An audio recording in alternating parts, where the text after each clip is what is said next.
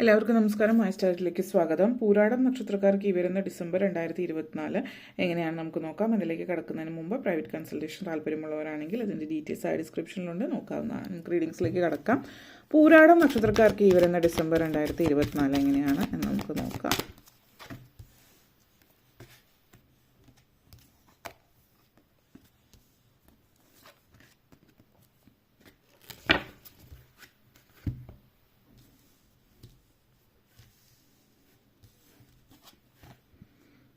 Personal transformation, empowerment,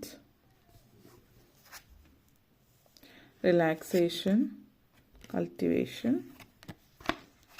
new beginning, promise of the future. ആദ്യം തന്നെ ഈ ഒരു മാസം നിങ്ങളെ സംബന്ധിച്ചിടത്തോളം വലിയൊരു മാറ്റം ജീവിതത്തിൽ വരുന്ന ഒരു സമയമാണ്. പേഴ്സണൽ ട്രാൻസ്ഫോർമേഷൻ ആണ്. അപ്പോൾ നിങ്ങളുടെ പല കാര്യങ്ങളിലും മാറ്റങ്ങൾ വരുന്നുണ്ട്, ചിന്താഗതിയിൽ മാറ്റങ്ങൾ വരുന്നുണ്ട്, ജീവിതത്തോടുള്ള കാഴ്ചപ്പാടിൽ മാറ്റങ്ങൾ വരുന്നുണ്ട്, പല രീതികളിലും പല ചിന്തകളിലൊക്കെ നിങ്ങൾക്ക് കാഴ്ചപ്പാടിലൊക്കെ മാറ്റങ്ങൾ വരുന്ന ഒരു സമയമാണ് ഈ ഒരു സമയം. അതേപോലെ ചില ആളുകളെ സംബന്ധിച്ച് ഒരു സെൽഫ് റിയലൈസേഷനാണ്. നിങ്ങൾ ഇതുവരെ മറ്റുള്ളവരെ കുറിച്ച് പലതും ആലോചിച്ച് ജഡ്ജ് ചെയ്തിട്ടുണ്ടാവും. അതായത് അവരങ്ങനെയാണ് എന്നൊക്കെയുള്ള ഒരു മുൻധാരണയോട് കൂടിയിട്ട് പ്രവർത്തിച്ചിട്ടുണ്ടാവും. ഇപ്പോൾ നിങ്ങളെ സംബന്ധിച്ചിടത്തോളം മറ്റുള്ളവരോടുള്ള ഒരു മുൻധാരണ അല്ലെങ്കിൽ സ്വയമേ നിങ്ങളെക്കുറിച്ച് തന്നെയുള്ള നിങ്ങളുടെ മുൻധാരണയൊക്കെ മാറുന്നുണ്ട്. നിങ്ങൾ ഒരു ഉണർന്നെഴുന്നേൽക്കുന്ന ഒരു ഉയർത്തെഴുന്നേൽപ്പാണ് നിങ്ങളെ സംബന്ധിച്ചിടത്തോളം. നിങ്ങളുടെ ജീവിതത്തിൽ എന്ത് കാര്യത്തിലാണോ ഒരു അപ്രൂവൽ മറ്റുള്ളവരുടെ ഒരു കാര്യത്തിനും നിങ്ങളുടെ ജീവിതത്തിൽ അനിവാര്യമല്ല. നിങ്ങളുടെ ജീവിതം കൊണ്ട് എന്താണ് ചെയ്യേണ്ടത്, എങ്ങനെയാണ് പോകേണ്ടത് എന്നുള്ളത് നിങ്ങളാണ് തീരുമാനിക്കുന്നത് എന്നുള്ളതാണ് ഇവിടെ കാണിക്കുന്നത്. നിങ്ങളോട് തന്നെ ചോദിക്കുന്ന ഒരു ചോദ്യം ഇതായിരിക്കണം: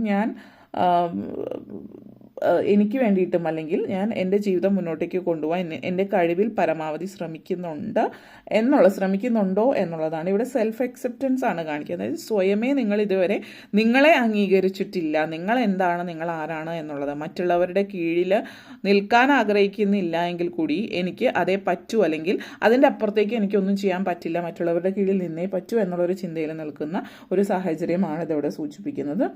അതേപോലെ നിങ്ങളുടെ ഫുൾ പൊട്ടൻഷ്യൽ ഒരു ഫുൾ പൊട്ടൻഷ്യൽ നിങ്ങൾക്ക് മനസ്സിലാക്കാൻ പറ്റില്ല. നിങ്ങൾ ഒരിക്കലും ഒരു തുറന്ന മനസ്സോട് കൂടിയിട്ട് നിങ്ങളോട് തന്നെ സത്യസന്ധമായി പെരുമാറുന്നില്ല എങ്കിൽ നിങ്ങൾക്ക് ഒരിക്കലും നിങ്ങളുടെ ശരിക്കുള്ള പൊട്ടൻഷ്യൽ മനസ്സിലാക്കാൻ കഴിയില്ല. അപ്പോൾ അത് മനസ്സിലാക്കി നിങ്ങൾ സ്വയം തന്നെ നിങ്ങൾക്ക് മാപ്പ് കൊടുക്കുകയാണ് ഇവിടെ വേണ്ടത്. കാരണം മറ്റൊരാൾക്കല്ല, കാരണം നിങ്ങൾ സ്വയമേ ജഡ്ജ് ചെയ്യുന്നതായിട്ട് കാണും. നിങ്ങളെ തന്നെ നിങ്ങൾക്കെതിരെ നിങ്ങൾ തന്നെ വിധി കൽപ്പിക്കുകയാണ്, അല്ലെങ്കിൽ നിങ്ങൾ തന്നെ നിങ്ങളെ മുൻധാരണയോടുകൂടി കാണുകയാണ്. അപ്പോൾ അത് മാറ്റി വയ്ക്കുക.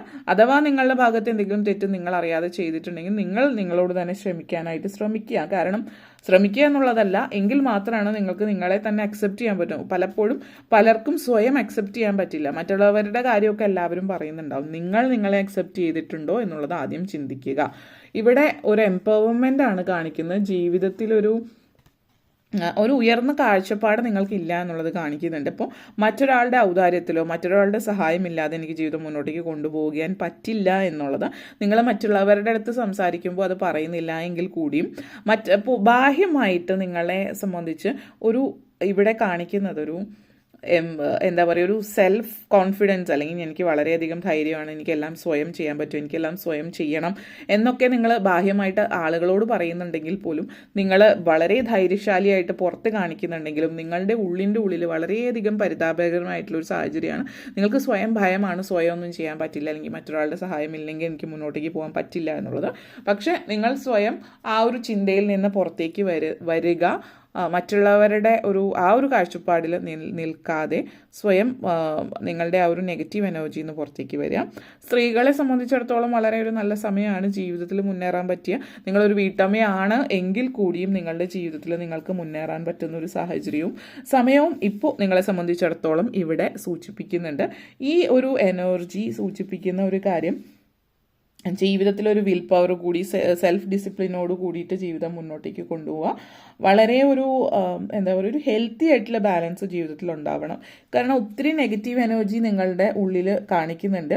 ഒരു തീരുമാനം എടുക്കേണ്ടുന്ന ഒരു സാഹചര്യമാണ് ഇപ്പോൾ സൂചിപ്പിക്കുന്നത്. ഈ ഒരു സമയം, ഇപ്പോഴത്തെ സമയം തീരുമാനം എടുക്കേണ്ടുന്ന ഒരു സമയമാണ് എന്നുള്ളതാണ് ഇതൊരു സൂചിപ്പിക്കുന്നത്.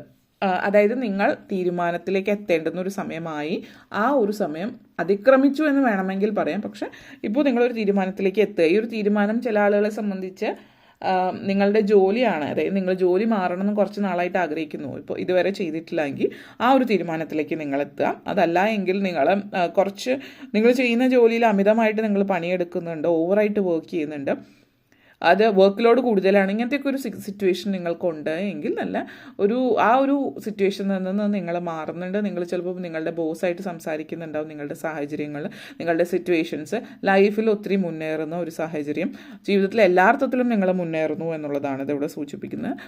ലൈഫ് ടൈം ഒരു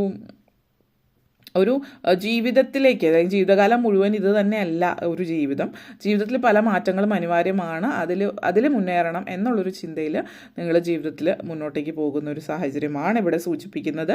കുറച്ചൊന്ന് നിങ്ങളുടെ, അതായത് സെൽഫ് കെയർ കൂടി എടുക്കുന്ന സമയമാണ്. ജോലി എന്നുള്ളൊരു ചിന്തയിൽ നിൽക്കുന്ന ഒരാളാണെങ്കിൽ അതിൽ നിന്ന് മാറി ഒന്ന് റിലാക്സ് ചെയ്യാൻ ശ്രമിക്കുക. കാരണം അല്ലാത്ത പക്ഷം ആ ഒരു പ്രപഞ്ചശക്തി ഇടപെട്ട് നിങ്ങളായിട്ട് റെസ്റ്റ് എടുക്കുന്നില്ല എങ്കിൽ നിങ്ങളെ കൊണ്ട് ഫോഴ്സ് ചെയ്ത് റെസ്റ്റ് എടുപ്പിക്കും. അതായത് ശാരീരികപരമായിട്ട് അസ്വാസ്ഥ്യങ്ങൾ ഉണ്ടാക്കുമ്പോൾ നിങ്ങൾ തീർച്ചയായിട്ടും റെസ്റ്റ് എടുക്കേണ്ടി വരും.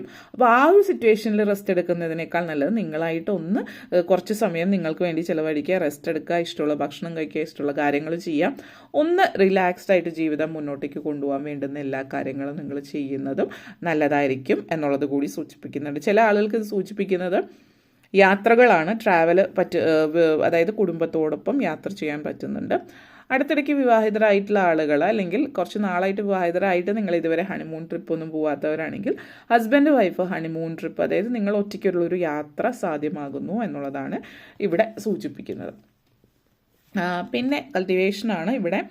വിദ്യാർത്ഥികളെ സംബന്ധിച്ചിടത്തോളം എക്സ്ട്രാ കരിക്കുലർ ആക്ടിവിറ്റീസിലും മറ്റും പങ്കെടുക്കുന്ന ഒരു സാഹചര്യം സൂചിപ്പിക്കുന്നുണ്ട്. അതേപോലെ തന്നെ ഇഷ്ടമുള്ള കാര്യങ്ങൾ ചെയ്യാൻ പറ്റുന്നുണ്ട്.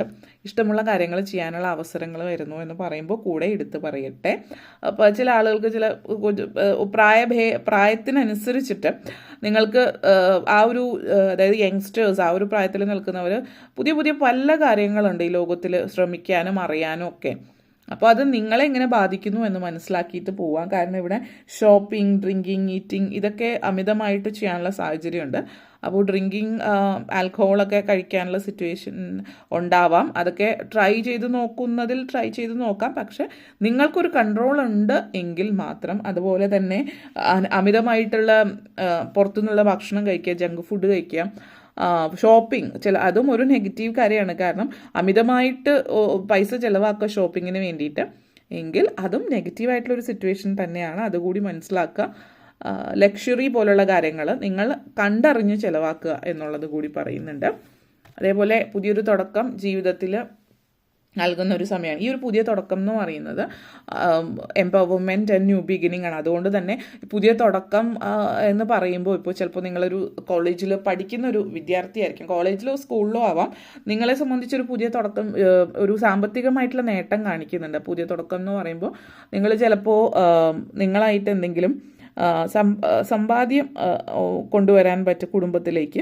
ഇപ്പോൾ എന്തെങ്കിലും ചെറിയ രീതിയിൽ ബിസിനസ്സോ മറ്റ് കാര്യങ്ങളിലൂടെ സാമ്പത്തികമായിട്ട് നിങ്ങൾ മുന്നേറുന്ന കാര്യങ്ങൾ ചെയ്യുന്നുണ്ട്. അതേപോലെ തന്നെ പ്രായമായിട്ടുള്ള 60 വയസ്സ് കഴിഞ്ഞിട്ടുള്ള ഒരാളാണ് നിങ്ങളെങ്കിൽ പോലും നിങ്ങൾ ബിസിനസ്സോ മറ്റു കാര്യങ്ങളോ ചെയ്ത് സാമ്പത്തികമായിട്ട് മുന്നിട്ട് നിൽക്കാനായിട്ട് ശ്രമിക്കുന്നു എന്നുള്ളതാണ് ഇവിടെ സൂചിപ്പിക്കുന്നത്.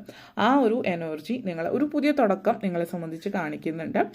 പുതിയ ജോലിക്ക് ശ്രമിക്കുന്നവർക്ക് നല്ല സമയമാണ്. ഇപ്പോൾ നിങ്ങൾ കുറച്ച് നാളായിട്ട് ജോലിക്ക് വേണ്ടിയിട്ട് ശ്രമിക്കുന്നു, ഇതുവരെ ഒന്നും ആയിട്ടില്ല എങ്കിൽ പുതിയൊരു ജോലി നിങ്ങൾക്ക് ലഭിക്കുന്നതിൻ്റെ ഒരു സന്തോഷവും സംതൃപ്തിയും നിങ്ങളെ സംബന്ധിച്ചിടത്തോളം കാണിക്കുന്നുണ്ട്. പ്രഗ്നൻസി സിറ്റുവേഷൻ ചില ആളുകളെ സംബന്ധിച്ച് സൂചിപ്പിക്കുന്നുണ്ട്. പ്രോമിസ് ഓഫ് ദ ഫ്യൂച്ചർ ആണ്. അപ്പോൾ നിങ്ങൾ ആഗ്രഹിച്ച ഒരു ജോലി നല്ലൊരു ഹയർ പൊസിഷനിലേക്ക് നിങ്ങൾക്ക് ലഭിക്കുന്ന ഒരു സിറ്റുവേഷനാണ് ഇത് സൂചിപ്പിക്കുന്നത്. അപ്പോൾ ഫ്യൂച്ചറിലേക്കുള്ളൊരു ലൈഫ് സെറ്റിലാകാൻ പറ്റുന്ന തരത്തിലേക്ക് പുതിയ ജോലി സാധ്യമാകുന്നുണ്ട്. അതേപോലെ തന്നെ ഒരു പ്രോമിസ് ഓഫ് ഫ്യൂച്ചർ എന്ന് പറയുന്ന പ്രഗ്നൻസിയാണ്. അപ്പോൾ കുട്ടികളില്ലാത്തവരെ സംബന്ധിച്ചിടത്തോളം ഒരു പ്രഗ്നൻസി സിറ്റുവേഷൻ വരുന്നുണ്ട്.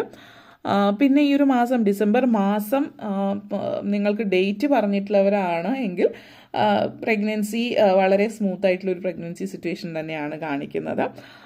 വളരെ സന്തോഷകരമായിട്ടുള്ളൊരു സാഹചര്യം. കുട്ടിയുടെ ജനനത്തോടു കൂടിയിട്ട് നിങ്ങളുടെ ലൈഫിൽ വലിയ സന്തോഷകരമായിട്ടുള്ള നേട്ടങ്ങൾ സാമ്പത്തികമായിട്ട് പ്രത്യേകിച്ച് കാണിക്കുന്നുണ്ട് എന്ന് തന്നെ പറയാം. ഓക്കെ, അപ്പോൾ ഇത്തരം കാര്യങ്ങളാണ് പറയാനുണ്ടായിരുന്നത്. നിങ്ങൾക്ക് വീഡിയോ ഇഷ്ടപ്പെട്ടുവെങ്കിൽ ലൈക്ക് ചെയ്യാനും ഷെയർ ചെയ്യാനും കമൻറ്റ് ചെയ്യാനും സബ്സ്ക്രൈബ് ചെയ്യാനും മറക്കരുത്. എല്ലാവർക്കും നന്ദി, നമസ്കാരം.